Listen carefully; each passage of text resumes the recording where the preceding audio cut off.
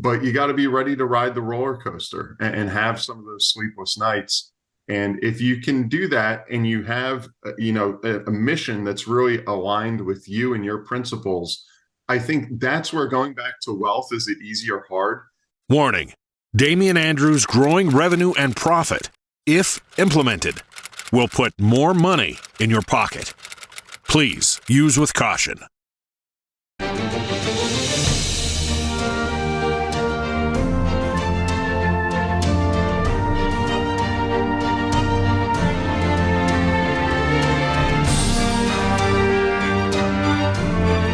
Welcome to Damian Andrews' Growing Revenue and Profit with international speaker and revenue and growth specialist, Damian Andrews.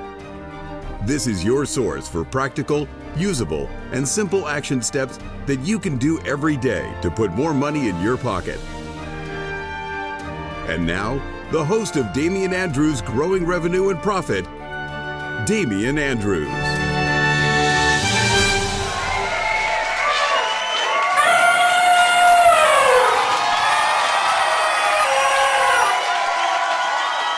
And the crowd cheers wildly to the trumpeting blast of elephants sliding through eyes of needles. This is Damian Andrews' Growing Revenue and Profit, the program that deals with all things that put more cash in your pocket.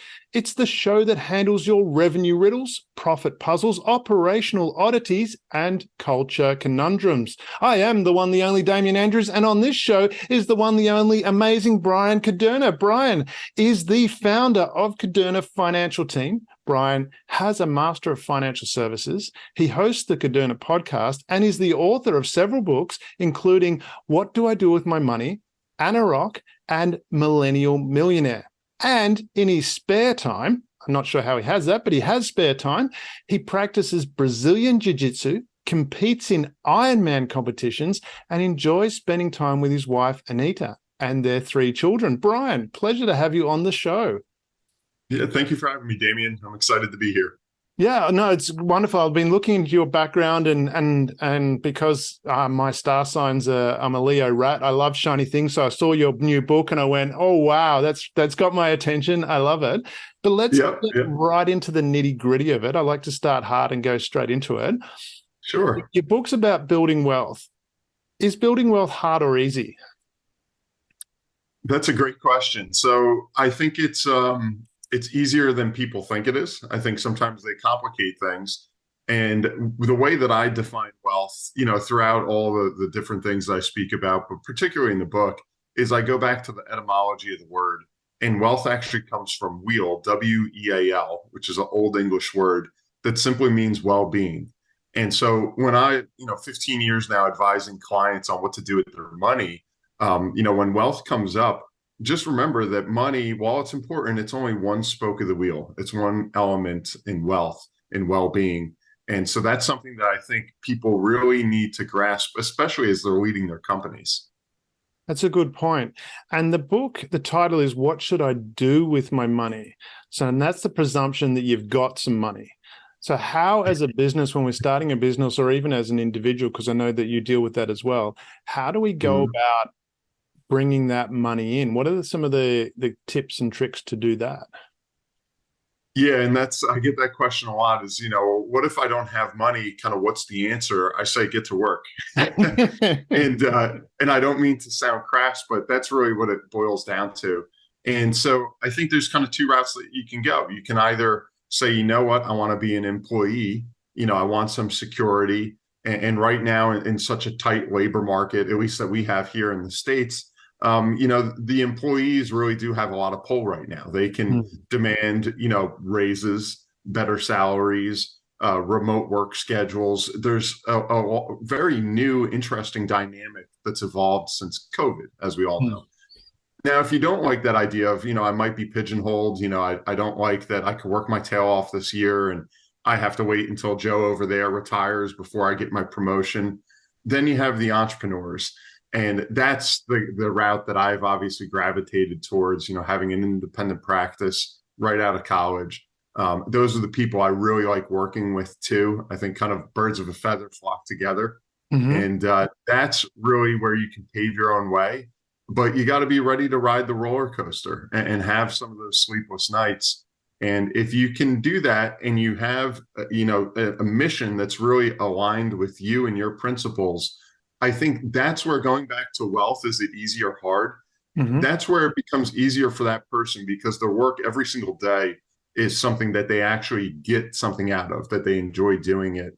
And so that's where we start, is you got to know thyself. Am I an employee or am I an entrepreneur? So that's the first step, is whether you're an employee and an entrepreneur. Now, with that, and I'm going to reference, for the people that are not watching this, I'm suggesting you do watch this, because this is going to be a visual question. But we're talking about character here. And I noticed on your bookshelf, you've got your book there, which is great. But I noticed in the background, you've also got a couple of comic books and a movie trailer. Now, when we look at that, you've got Superman, you've got Spider-Man, and The Godfather. Now, when we're looking at how we go about creating wealth and earning money, let's put that together. Are there specific character types that will be better serve you? There definitely are. So, I mean, if we just look up here, for instance, like you said, we have Superman, Spider-Man, and The Godfather. So I think when you look at Superman, going to geek you an offer. Sorry, that's very, very poor on that behalf. Great interrupt. Right. I think in the comic world, it's like, what are you seeing there? I think number one, at least what jumps off the page to me, is creativity. All right. And there was a great documentary, I think it's on Netflix right now, about Stan Lee, the founder of Marvel, a legend in the comic book business. And it's funny, Stan Lee is actually a pen name, because he started out, he was embarrassed to call himself an author of only comic books. So his first name is Stanley, and he just split that to Stan Lee. But so much of what he talked about, number one, was creativity, and just being able to think up all these different characters and these worlds that they live in. And then the next thing that he struggled with, but eventually became a huge asset, is, am I bringing value to the world? And he felt like all I'm doing is drawing these caricatures. But eventually he was able to find, if I can bring a smile to someone's face and provide entertainment, then that's a huge value. So I think as a business person, like, where am I going with this? Number one, you need to have creativity to step away from the competition, something that's memorable, that people can identify, okay, that's your particular brand. I know what I'm getting there. You have to identify your value, of course. And like Stan Lee did, eventually, once he said, all right, I'm bringing value through entertainment, Marvel just began to explode. And then you point to The Godfather here. I mean, you can lead, as they say, either through fear or respect. And I think Don Corleone up there, I think he had a little bit of both, maybe respect in his family and a lot of fear out in the community. But those are the sort of things, like, as a boss or as a leader, you have to think about, like, where can I have this creative product or service? And then if I don't have people following me, if I don't have these raving fans, I'm not a leader. I'm just, as they say, going out for a walk. So I think that, it's interesting. You can watch these things or read these books and such. And in the fiction world, oftentimes take away a lot of really good lessons that might be applicable in life. And when you can communicate that in a novel way, I think that's all the better. So you got to keep your eyes open. Yeah, I love that. And I love those references. I'm all for a big pop culture reference, and I use them a lot. And as the listeners will know, that they'll be Back to the Future, and I'm an 80s junkie, so Roadhouse comes in a lot with Patrick Swayze. But from that perspective, if we're going to, and what you mentioned there, what I love that you brought this up, was you have to step away from the competition. I made that note. Now, that, from a psychological perspective, can be a real challenge, because as we've evolved, we needed to be part of a group to survive.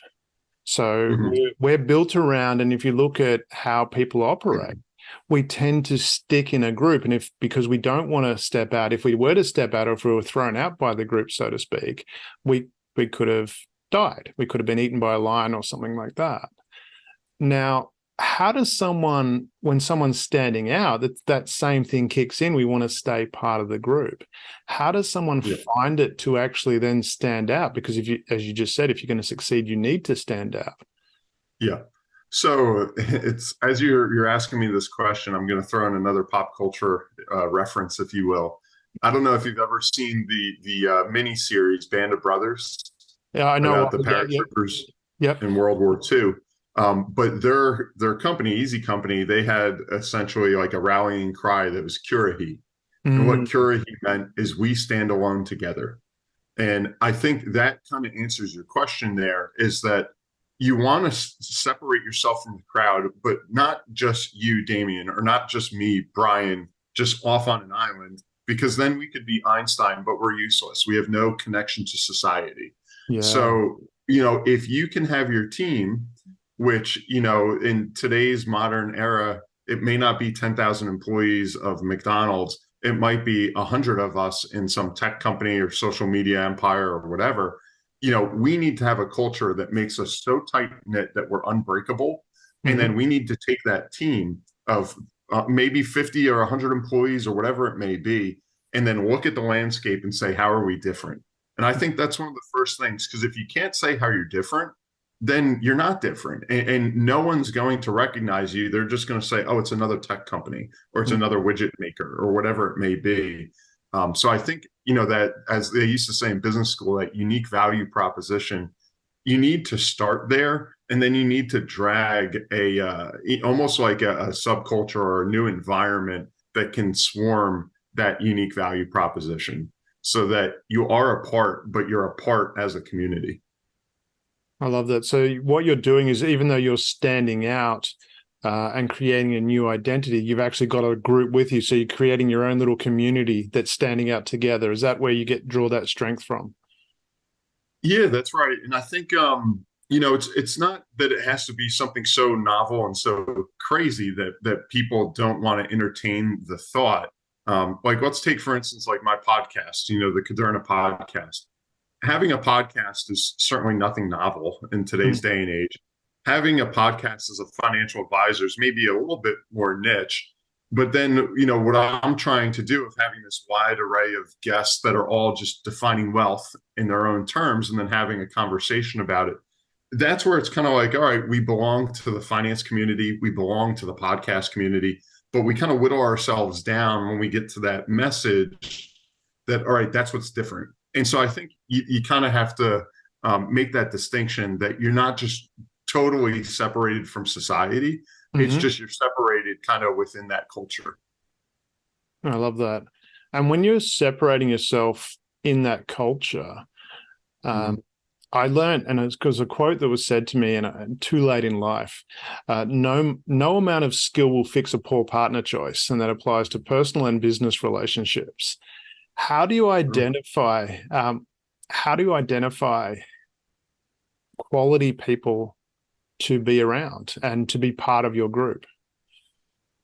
So I think in the business sense, one of the best ways to do that is to quickly and early on maybe do something that's completely out of the business realm.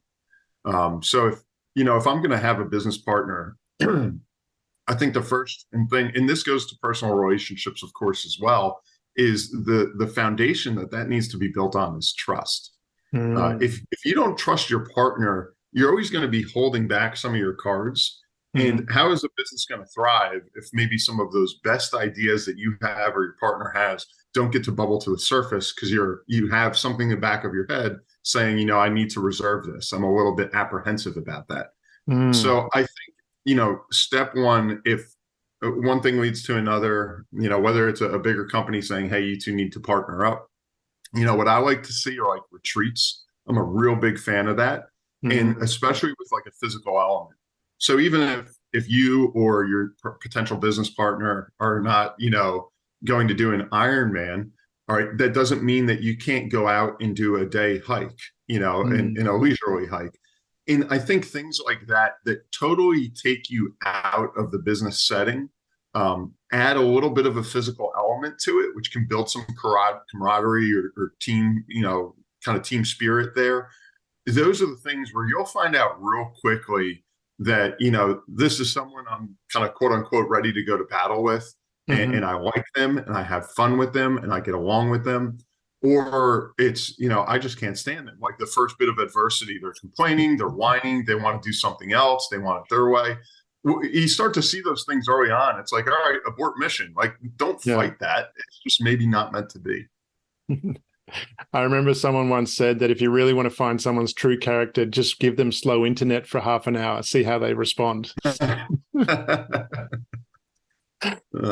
From that There's a great video out there I just saw the other day, and the guy didn't know he was on video. It was like a security camera in a laundry room. I don't know if you saw this. No, I haven't. And the guy's got like a ton of towels, and he puts them into the washer machine.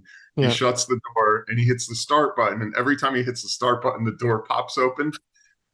So like after like the 10th time, he's like ready to break the thing, but then he like slowly shuts the door. And it's funny when no one's watching, you get to see like, all right, is this guy going to burn the place down, or is he just going to try and fix the problem? So yeah, it's just a funny little video. But it's a good point as to what you said there, because like anything in an ideal environment, everyone always behaves in an appropriate way because we do. But then when we're tested, that's when that true character comes out. And I love what you said about go out, especially with something a bit physical with someone, and just see how they respond to a bit of adversity. It's going to give you an insight into their character. Which is really relevant. I know from my own experience with having some in both personal and business, not learning that early enough to be careful in who you choose to associate with. Yes, be trustful. And how do you find that balance? Because from my perspective, I was always very trustful of people, but sometimes too far without qualifying should they get that trust. How do you find that balance? You mean, how do you find the balance in like, are they trustworthy or not?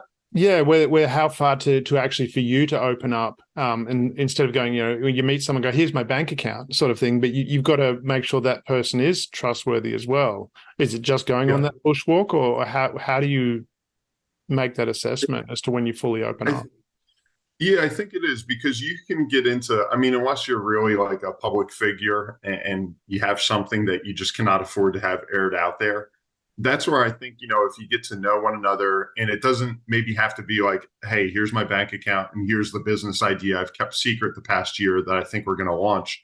It may be something that still is kind of like a secret, if you will, but on the personal side of, letting that person know kind of how you grew up, where you grew up, or really what's that kind of weird thing that you're really passionate about, or that hobby, or, what you're struggling with your family or whatever.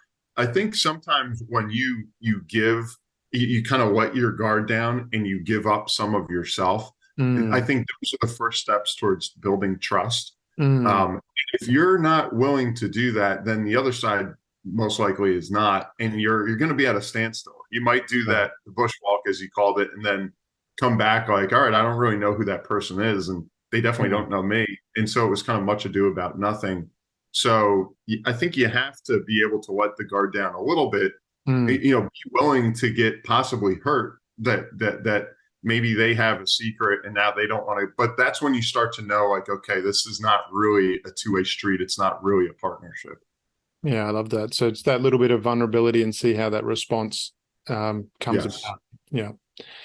And in going out and starting your business, so for someone that's going out and starting their own business, what would be the one thing when you look back at it now, and if you could pick just one thing, what would be the key thing that you would suggest get that right before going into business? Me specifically in the financial services field? Yeah, or for someone going out into business, if you're looking back at your and I'm talking more fundamental things here as opposed to specific things, but from a fundamental perspective, what would someone need to get right that would be, if they didn't, they've got a high probability of failure, if I reframe the question that way? Yeah. And so I think, and that's a critical thing at the outset, because you only have, so many opportunities to strike while the iron's hot. And as a mature company, maybe you can afford some more misses. Where starting out, you got to get it or you might be out of business. And so to that point, me personally, I think it was finding out early on what you're going to be really, really good at. And so when I came into business, I was 22 years old. And I said, all right, am I going to focus on retirement planning, Do I want to go out and market, with schools and align myself to do college planning? Do I want to do huge life insurance cases and do estate planning for wealthy families or business transitions? You had all these different avenues that you could go down. And inevitably, as you try to master all of them, you become kind of the jack of all trades, master of none. And you don't really embed yourself in a marketplace. So I think that's what early on, I was just kind of throwing everything at the wall, seeing what would stick. And fortunately, I guess before it was not too late and I was still in the business, I really, really found a niche in the medical space. And I got to know these people. I got to know their community. I got to know their problems, the products and the services to kind of solve them. And then I was able to brand myself, which is key, and then really spread throughout that community. Mm-hmm. And so looking back, it's like, man, if for 3 years when I was just kind of running all over the place, what if at day one, somebody was like, hey, go down this, avenue, just get really good at these few things that they need to know about, mm-hmm. and then just dominate it and take it over. It's like, wow, maybe I would have had 3 years that would have been easier and more profitable. So I think that's kind of the key thing is you've got to identify your market and you got to identify your product quickly and say, I'm going to be the best at that. And then that will open other doors, where now once you've been able to say, okay, I can take care of myself or my team, now we can experiment a bit more. But it's hard early on to experiment when you've got to keep the lights on. I love that. The focus being the best at that, because as you said, you need to stand out. You said that at the very beginning, you need to stand out. From that perspective, linking that standing out to branding, what are some of the keys that you've learned from a branding perspective to make your brand stand out? Yeah, that's a good question. So I think it's kind of twofold. And these are really good questions, kind of like, introspective thinking about like the past 15 years. I've got a reputation for that. To really say like what worked with my brand is almost like two ends of the spectrum. Like the micro and the macro. Mm-hmm. The micro is getting in and saying like, okay, let's say I'm going into a hospital that has 10,000 employees, I want to essentially have my best interaction with who I might call like the mayor of that hospital. Mm-hmm. And that doesn't mean that they're the president or they're the CEO. It might just be that one surgeon that's been there a good while, that everybody on the lunch break wants to go sit with him or her because they're always laughing. You can, like we said earlier, open up and talk with that person. Yeah. That's the person where if I have a really big impact and they're like, I just trust Bryan implicitly with my finances. If I have that person, I'm going to get so many other doctors and employees of that hospital because they're going to say, hey, Kevin or Joe, like if they went with Bryan, then that's good enough for me. I'll follow their lead. So that's from the micro standpoint, is letting that person know who you are and what your brand is. And then they can essentially become kind of like the microphone for you in that culture. So that's the micro. On the macro side, it's really been both the podcast and the book. And the thing about the book, because I've had a lot of young advisors come to me about this, is you never want it to be disingenuous. I love writing. Like that was something I thought about in college, being a journalism major, but I didn't really know how to fill that into the entrepreneurial thing. But I was like, I always want to write at some point. And so I was chomping at the bit. And it was, I guess, in 2016, 2015, when I came out with Millennial Millionaire. And that was just the merging of two passions, of financial literacy and writing. And so it's kind of like me and who I am was just kind of spilt out in that book, and then really came to a culmination this year with what should I do with my money, where now it's almost like instead of me just speaking directly to Kevin at the hospital, my book can go out there and I could be asleep and somebody could be reading that in California. And it's almost like I'm talking with them and marketing myself to them via the book. And that's kind of how I tried to get really the micro and macro to feed off of each other. Right. And from that perspective, when you're looking at the brand as well, is the brand, should it be more about you, the person, when you're starting out, or should it be, should you come up with a brand name, a business name, and a logo that becomes your brand? How do people, what's the best way to get people to identify you and connect that to your value? So I think it's kind of all the above. Me personally, I started in 2008 with what we call an umbrella agency. So it's kind of like a larger network of independent advisors. Mm-hmm. And so I had their business card, their letterhead. And every day that I went out and I was doing seminars or going out meeting with clients, going to events and things, as I'm handing that out, I said, all right, you know what? I'm making a living. I'm making a practice. People are getting to know Bryan Kuderna. But after about 4 or 5 years' time, I said, they're kind of knowing me. They have no idea this business card or whatever that I give them. They don't even remember that umbrella agency. So they're knowing me. I'm kind of subconsciously building a bit of a brand, but it doesn't really have any oomph to it. Mm-hmm. And so that's when, about 5 years in, I said, you know what? I need to spin off my own entity, Kuderna Financial Team. And now, when I hand that out, I can kind of hand it out with conviction. And I know that every day's work is just adding a little bit more fuel to that branding fire of Kuderna Financial Team. Mm-hmm. And so it didn't really matter so much about the logo or, my with you every step of the way, like the slogan, the things like that. It was just, now I know Bryan, or I know Kuderna Financial Team, or I know the connection there. And that's the thing that I want to go work with, or I want to refer my friends and family to. And so I think it's kind of the combination of just being yourself and then being able to align yourself with a quote unquote brand. So the thing that had the connection with, because you mentioned that had that connection with, what was that? Was it, as you said, I know you've highlighted that it's all of the above, but what really was it underlying, do you think, that they had a connection with?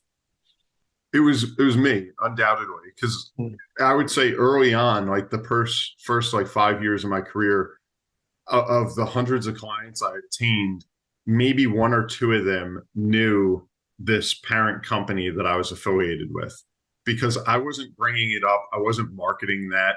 Unless they came to my office and they happened to catch that name on the door, they didn't know anything. They just said, oh, I've met Bryan out and about. He's the financial advisor, seems sharp. I like what he does, blah, blah, blah. And so I'm going to go work with Bryan. So I think that was kind of the first thing is, at least in my line of work, is it was the personal connection. Mm-hmm. And then having my own business and my own brand from a professional sense was just the next iteration. Yeah. And linking that back, so you've got your brand is you, and then you're starting out in the business and you've got that umbrella company that you're working under. In linking it back to growing revenue and profit, I know they're 2 separate things, and I've worked with a couple of clients that just wanted to focus on revenue, and I'm like, what about the profit? And they learned the hard way that you need to focus on both. But correct. From that perspective, what were some of the initial challenges that you faced when going out to growing that revenue? Yeah. And how did you overcome those? Yes, it's a great question. I'll answer that 2 ways. The first way is, I remember, when I was in high school, there weren't a lot of gyms around. Now there's gyms everywhere. There's chains, there's Planet Fitnesses, there's all these different things out there. There was only a couple in town when I grew up, and there was this guy that started his own gym for athletes that our football team got involved with. And it just seemed like, wow, that's the biggest gym in town. They're coming to take over. Everybody wanted to go there. It seemed like they were busy. It was an expensive gym where you had like elite level trainers and all this. It sounded so good. And we were like, this thing is just going to take over and it's just going to blow up. Like, they're working with NFL players and stuff. And then it was only maybe a couple of years later, it was gone. It was completely out of business. And I remember we were talking with our football coaches, and it was like, what happened? Like, I thought that gym was like going to take over like everywhere. Yeah. And that's what they said. All they looked at was the revenues. They never, ever thought about their profit. And they were just spending a fortune marketing. They were getting big names in there. They were getting the best trainers. They were expanding. And they never looked at the liability column. They only looked at the inflows, not the outflows. And that's where eventually it kind of, collapsed on them. So me personally, when I got into my business, I was almost the opposite to a fault, where I was focusing so much on the profits. And I said, how am I doing month to month, year to year, early on as an entrepreneur?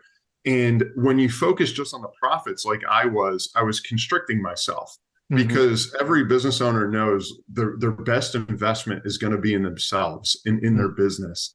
And I was apprehensive to do that, and to be able to go into bigger marketing plans, to have a bigger marketing budget, to take on new technology and software and, customer relationship systems and all these different things. I was always like, I don't know yet. I'd rather be sure that I could make $1,000 than take a risk to make 2,000. But I already know that the inflow is not guaranteed, but the outflow certainly is. And so I think early on, that was perhaps a mistake. And once I was able to say, let me look at actually the opposite of the gym owner, let me look at growing my revenue and don't be so neurotic about the profit. That's when my business really began to expand, because I kind of like opened up my pockets, if you will. Is that from that perspective of growing by focusing on the revenue and the profit together? How do you distinguish between what are profit-making activities and what are busy work, so to speak? Yeah, so that's another great question. And that's kind of what we say is, like, in our business, we have the red zone, yellow zone, and green zone. The green zone, for instance, is like if I'm sitting down with a client and they were referred to me and we're talking about, $1 million 401k that they need to figure out something to do with. That hour I'm spending with that prospective client is the green zone. Because if I win them over and I get that rollover, we know that that's profitable to me in my business. The yellow zone might be something like this, where it's like, I'm out marketing, I'm taking my time to go do this thing, but it's not like, we're signing paperwork to do business at the end of the call and cutting a check. So this is kind of in that yellow zone. And then the red zone is the busy work. And that's where I think you have to be really careful, because everybody knows, like, you could spend your whole day being busy, but you're nowhere near the green zone. And so I think that's what I tried to do early on, is say, okay, I'm going to calendar my day. And I think every business owner really needs to do that. So, and it's often those kind of more uncomfortable things that will be in the green zone. And so if you put it on the calendar and, you hold yourself accountable to that, that's where you'll get that in. And otherwise, you can open up your email in the morning and then it's noon and it's like, what did I do? Like, I've just been answering my emails. So if you calendar it and say, okay, I can do my emails from 8 to 9 and then shut it down. Now I'm moving from the yellow zone into the green zone immediately. I'd like to understand or your opinion of the psychology behind that, because that's a very common thing. And I'm often surprised by that, and people that are around me go, how is it you get all this stuff done? And I'm like, well, I just do the things that need to get done and I enjoy doing it. But that seems to be unusual. What is it about the not doing the things in the green zone that makes it difficult for people to actually do them, especially when they know better? Yeah, they know better. And I think it just comes back to comfort, because it's like, usually if something is profitable, it's going to be something that has some element of being a little bit hard, if you will, or a little bit uncomfortable. It requires some more work, or it might be some interaction with somebody that's new that you don't really know. So it's those sort of things. And I find once you get into that green zone, if you will, you build momentum and you want to stay there. And that's a good thing. That's where you meet the guys that are at the top of their game. That's the only space that they play in. They never step out of that. They'll have teams do all the yellow and the red stuff because they just want to be there cranking out, profit all day long. Yeah. And once you get in there, it's contagious. So that's good. But if you're on the other side and you dabble in all three, usually the stuff that's in the red zone is just easy. It's just busy work. It's comfortable. It might be an annoyance, but it's like, all right, I'm not going to lose anything here. I'm not going to be put in this uncomfortable situation. And so they get stuck there. And you again, don't get rejected answering an email, do you? I beg your pardon? You don't get rejected answering an email, but if you make a cold call, you might. Exactly. Exactly. So I was just wondering, because that perspective, and because I look at my history, and after I got out of the army, I was fluffing around, and friends said there'd be some good money in the mine sites. So I went, oh, that's a good idea. So I wrote a letter, and I'm older than I look. I handwrote the letter because I didn't have a computer, and there was a number of, I think it was 5 organizations, and I sent them each a letter. And then the next day, I wrote another letter to all 5, and I did that for 2 weeks every day. And then after 2 weeks, one of them called up and said, you seem keen. And do you want to come for an interview? And that's where I was wondering, from that perspective, when we're looking at that, how do we identify what is the actual productive work? Yeah, so I think it's this comes back to having systems, which is something in my business I'm really focused on, so that you can have a linear connection from this activity to that outcome. Yeah. All right. So if I'm, waking up and I'm just answering emails for an hour, I'll put it this way to you. Like, if I sit down with my wife at dinner and she says, "Oh, how was your day? What did you do?" All right. If I can't say exactly, "Oh, I met with this guy, I did this seminar, I did that." If I'm like, "Yeah, it was a good day. Oh, what did you do?" I don't know. We did, like, when it's like that. That's not a good day. Does she get mad at you if you do that? Is she your check and balance? She gets confused. She's like, "You were at work all day, like, and you can't tell me like what you did." So I think that's really it. The further you get in your business, like, okay, if I do X, I get Y. And once that's there, it's when you have days where you can't identify what you did and you can't spell out those activities that generated profit. That you are spinning your wheels. You got stuck on the hamster wheel, and you can't let that happen again. You've got to get off of that quickly and go back to your core, business. And I think a lot of it's just being honest with yourself and just going. I love having the calendar, because like if I can show my wife the calendar and say, "Hey, here's exactly what I did," that's what I did.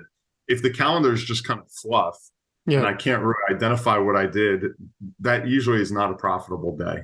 And from that perspective, linking it back to your book, What Should I Do With My Money?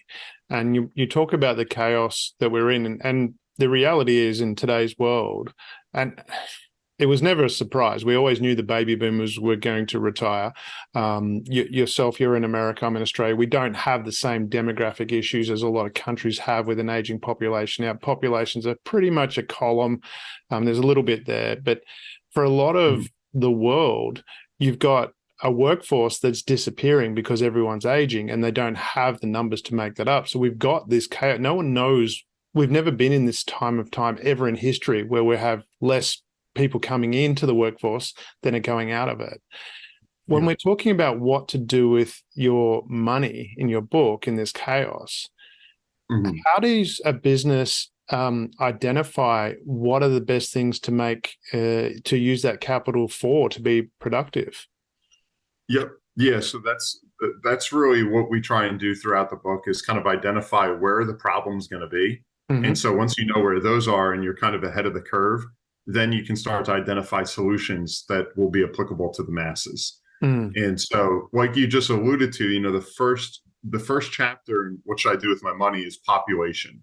And I talk about, the explosion in population that we've had from, at the turn of, 1800, there was 1 billion people on Earth. Now here we are, 2023, we have 8 billion. I mean, that's almost like inconceivable. And along the way, kind of within that, as you alluded to, we've had this changing demographic of, the baby boomers aging out of the workforce. And so as I introduce economics in the book, I talk about givers and takers, that everybody at some point in their life is going to be a giver or a taker. And the givers are, the people from 22 to 70 that are just cranking away, productive members of society.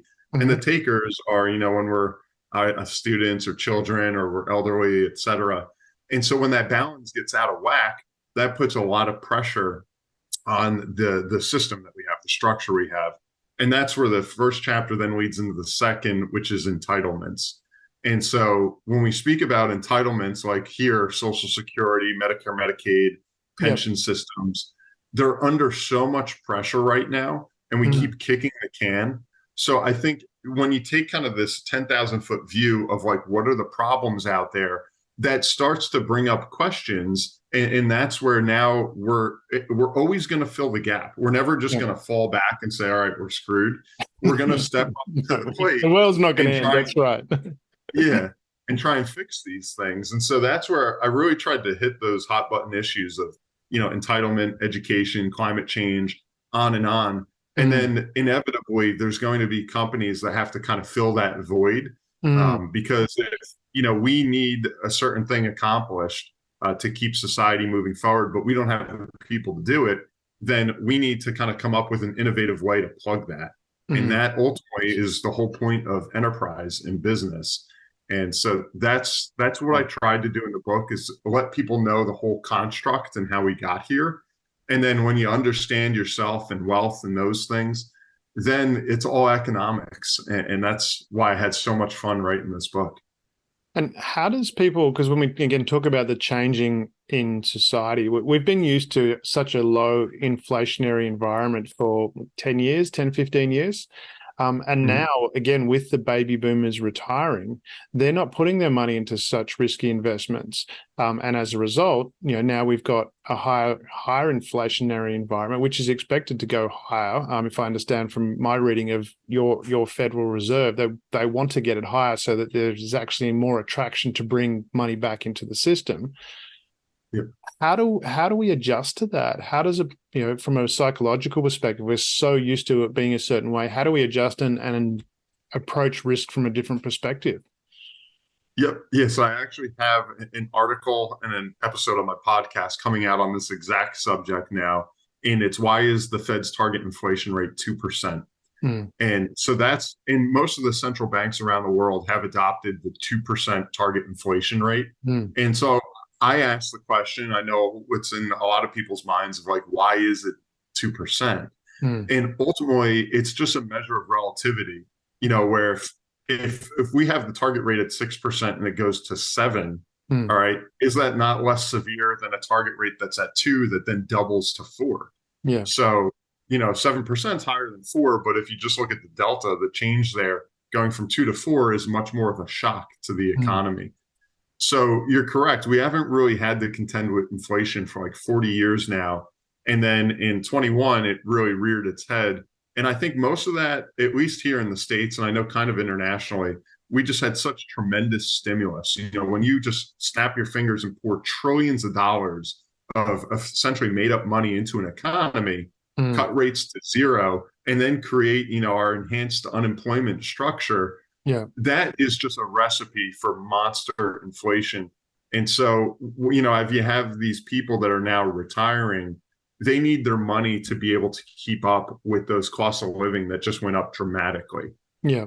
And so that's kind of a whole nother animal. But people who were tied to the government and have, their Social Security or the defined benefit pensions that have COLA increases on them, they're happy because they're like, it doesn't matter. As long as mine keeps going up with that, what's the difference? Yeah. But the people who are not in that game and they have to kind of make up that difference on their own, that's the problem. And then that's where we can come in and address that. Yeah. So from that perspective, how do you address that? How do you provide that advice, especially with that uncertainty? How do you give them comfort that this is the right advice as well?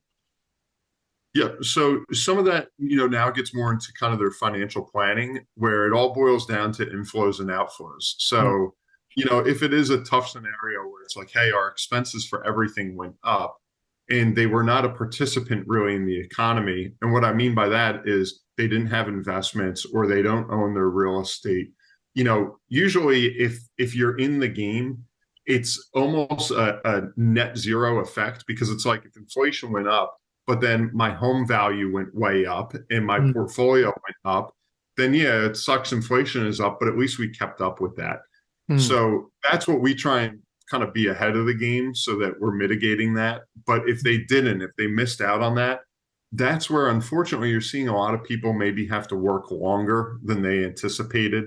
kind of redefine themselves and go back in the workforce, which has become very common, especially with the remote opportunities.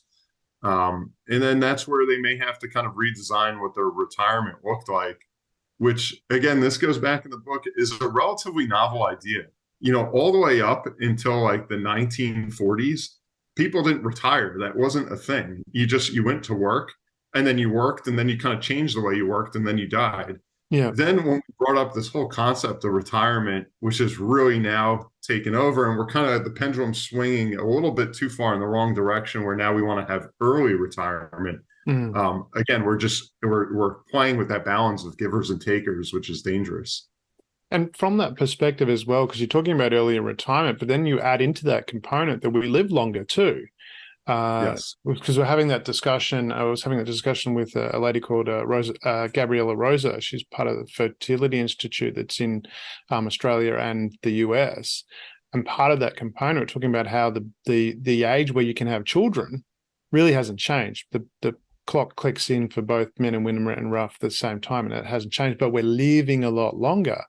And when we combine that with the retirement side of things, so when we add that framework in, how do we go about, for young people listening, how do they go about planning for that and allowing for that, given that, if they want to retire early, they've got to have money to go for much, much longer? Yeah, so there's two ways I would answer that. The first is if we look at the framework, all right, like in America, when Social Security came about, if we look at the onset of it in about 1945, in 1945, there were 40 tax-paying workers per beneficiary. So you had 40 people paying, their FICA tax, into the Social Security system for one person that was retiring and actually taking money out of the system. Yeah. In 1945, the normal retirement age was age 65.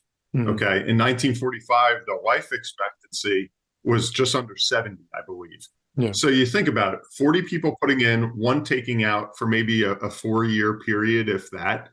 Now, when we fast forward to 2023, because of the population dynamic, you only have 2 people putting into the system per one beneficiary. So instead of having 40 horses pull the cart, now we only got 2. And after all these years, we moved the normal retirement age from 65 to 67.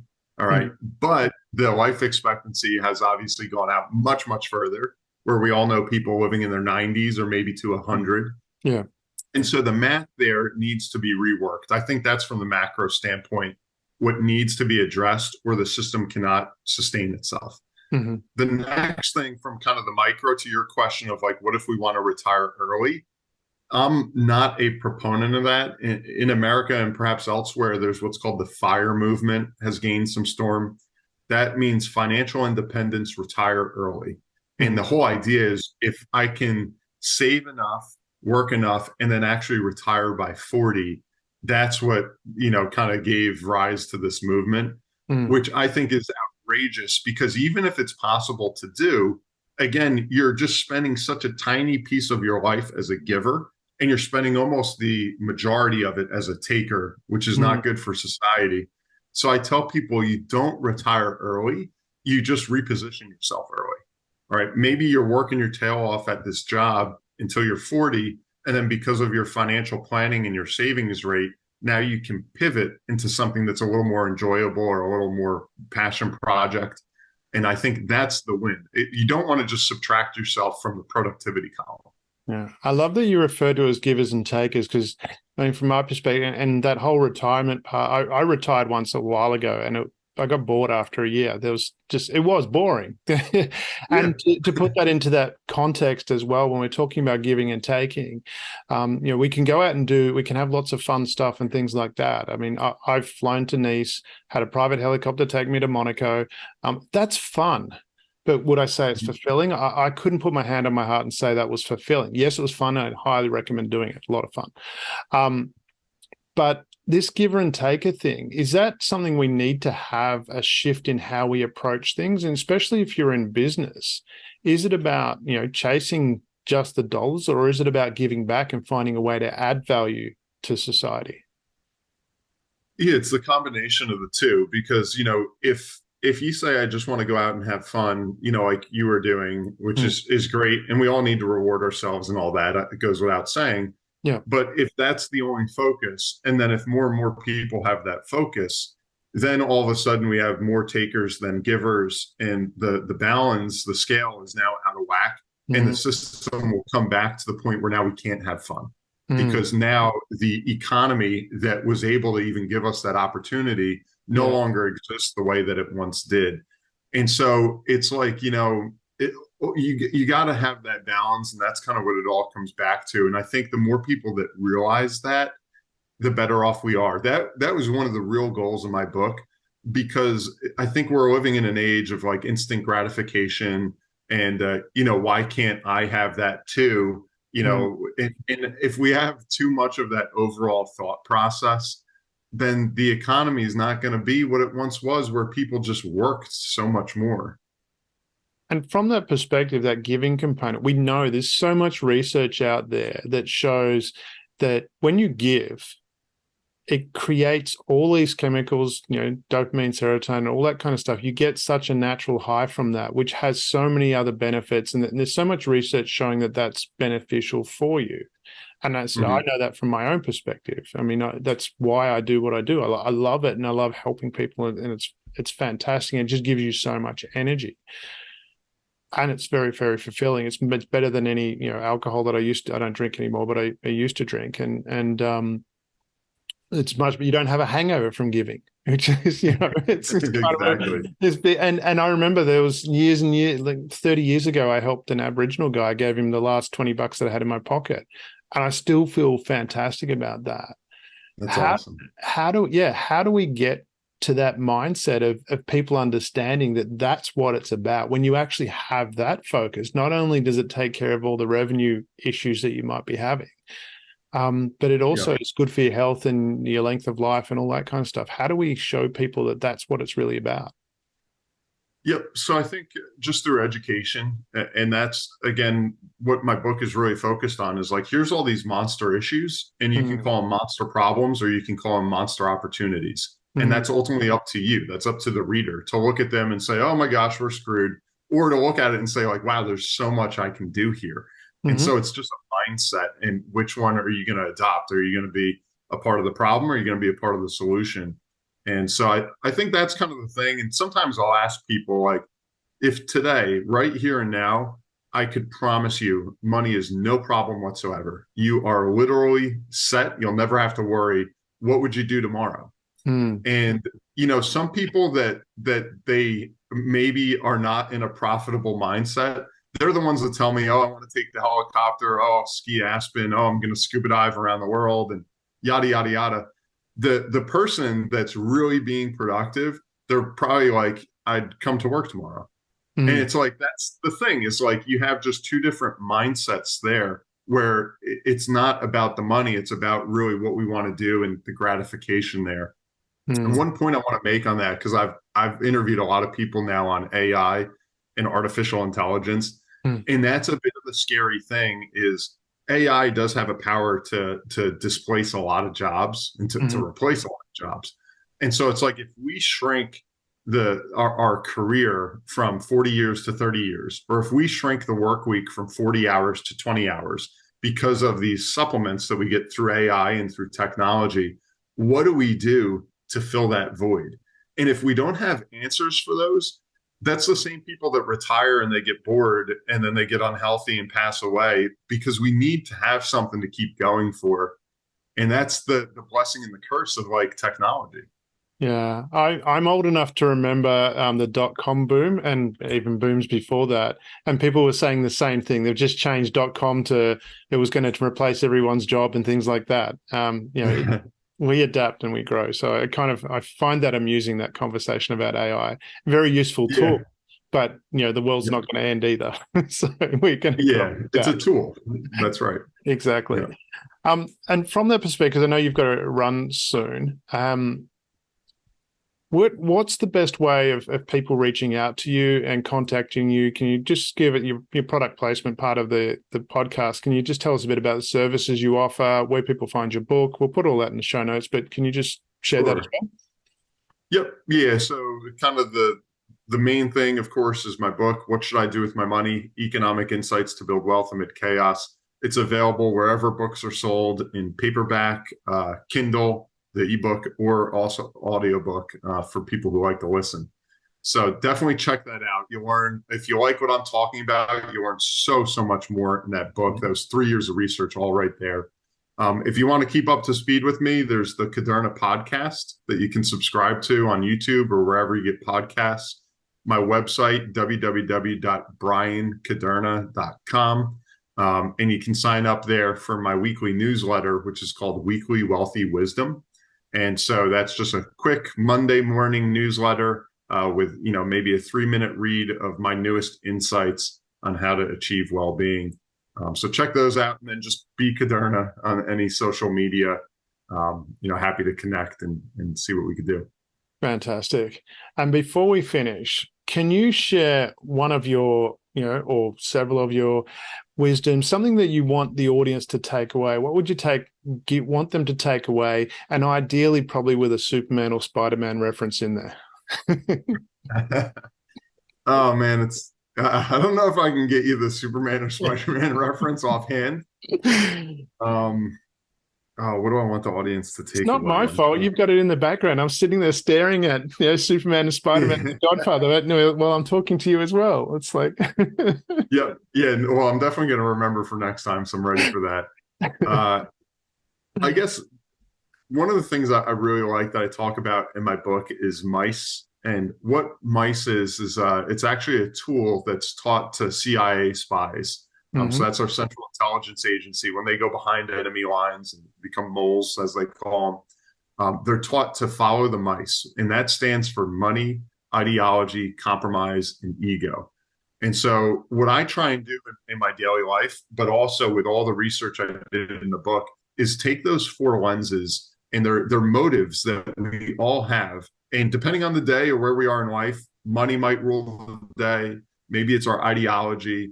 Maybe it's what we're willing or not willing to compromise, or maybe it's just us, our pride and our ego.